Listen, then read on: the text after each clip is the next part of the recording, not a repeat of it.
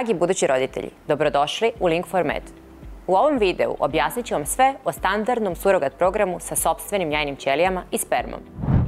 Ovaj program je namenjen budućim roditeljima koji žele da koriste sopstveni genetski materijal, jajne ćelije buduće majke i spermu budućeg oca u surogat programu. Hajde da prvo razgovaramo o tome koje su prednosti ovog programa i koji su okvirni troškovi.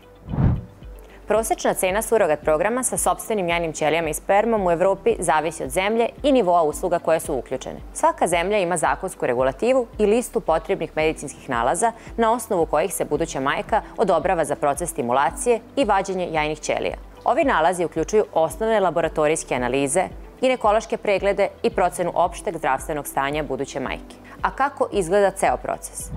Nakon što su budući roditelji na osnovu pravne dokumentacije i neophodnih nalaza odobreni za željeni program, proces započinje prvom posetom klinici za vantelesnu oplodnju. Tokom ove posete vrši se uzorkovanje sperme budućeg oca i vađenje jajnih ćelija buduće majke. Buduća majka prolazi kroz stimulaciju jajnika koja traje okvirno od 10 do 14 dana.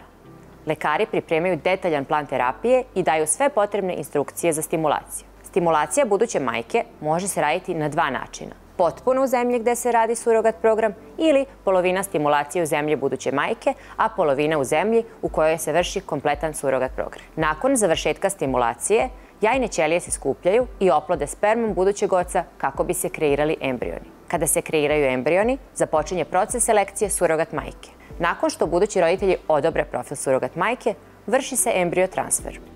Surogat majka je tokom trudnoće pod stalnim nadzorom medicinskog tima, kako bi se obezbedila njena sigurnost i zdravlje vaše bebe. Šta uključuje surogat program sa sopstvenim jajnim ćelijama i spermom? Proces stimulacije jajnika buduće majke i sve procedure, uzorkovanje sperme budućeg oca i priprema za oplodnju, vantelesna oplodnja i kreiranje embriona, kompletnu brigu o surogat majci, kao i sve potrebne terapije i pregledi tokom trudnoće.